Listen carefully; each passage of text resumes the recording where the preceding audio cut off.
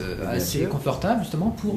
D'ailleurs, on leur donne justement directement les informations. Ils n'ont plus qu'à aller...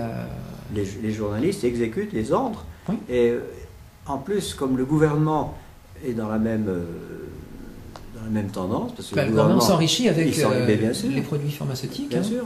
Et alors, je ne sais pas comment c'est organisé chez vous en France, mais chez nous en Suisse, le lobby pharmaceutique est énorme. Il est tout puissant. La Suisse, qui est un minuscule pays, est la patrie de très très grands groupes pharmaceutiques. Comme Novartis. Novartis, qui est un géant. Bon.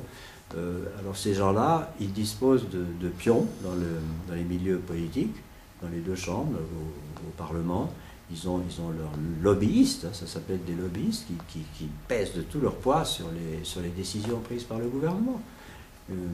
Moi, sur mon site, j'ai mis l'histoire d'un jeune homme je l'ai intitulé l'affaire Guébrois, du nom d'un jeune homme qui était aux portes de la mort et que j'ai pu tirer d'affaire en appliquant ma méthode. Puis je termine cette histoire par une petite pique contre notre gouvernement, parce qu'à l'époque, le ministre de la Santé en Suisse, je l'ai appris, mais évidemment qu'il était grassement payé par l'industrie pharmaceutique.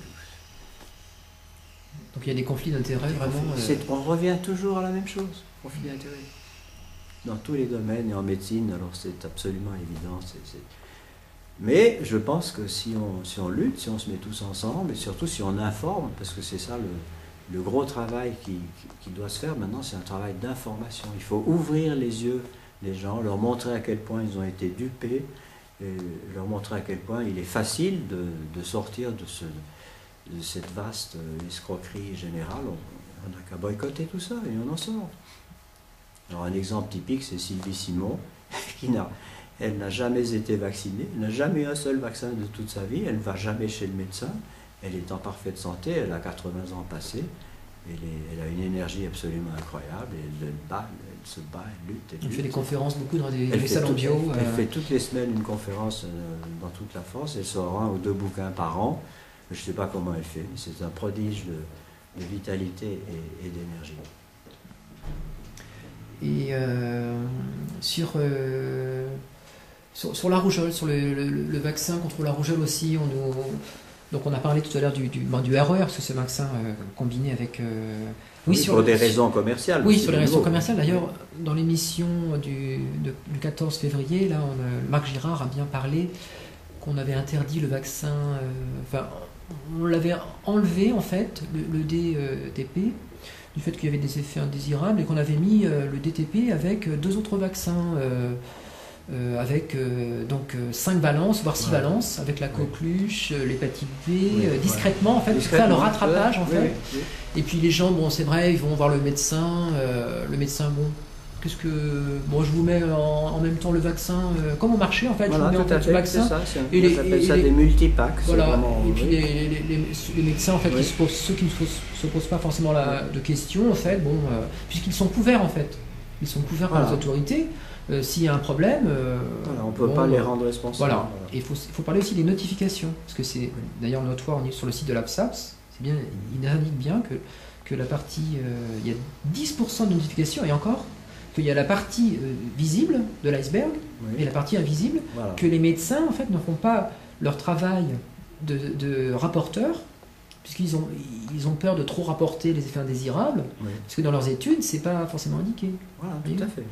Et il faut savoir que le Vidal, qui est la Bible chez les médecins, il y a le Vidal pour les familles et le Vidal pour les médecins. Ce ne sont pas les mêmes, il n'y a pas les notifications des effets indésirables pour la famille. Mais dans le Vidal pour les médecins, il n'y a pas tout. Il n'y a pas tout, non, en Suisse, on a la même chose, on a ce qu'on appelle le compendium. Pour les médecins, il y a pas mal de choses, mais il n'y a jamais tout. Et qui écrit le Vidal, c'est les industries pharmaceutiques, qui sont les créateurs des produits pharmaceutiques, qui sont juges et partis. Voilà. C'est toujours la même chose, juge et parti, conflit d'intérêts, c'est toujours la même chose. Et vous parliez de la pointe de l'iceberg, je vais vous dire encore une chose, c'est peut-être une façon qu'on a, nous, de lutter contre ce géant pharmaceutique, c'est d'ouvrir les yeux du grand public sur la notion de pollution. La pollution, c'est vraiment un sujet à la mode. Tout le monde parle de pollution, par les gaz d'échappement des voitures, par la couche d'ozone, etc. Bon, tout le monde parle de pollution, mais personne ne parle de la pollution engendrée par les médecins. Mais dans un pays minuscule comme le mien, il y a 30 000 médecins en Suisse. Chacun fait les ordonnances. Chaque médecin émet entre 20 et 30 ordonnances par jour.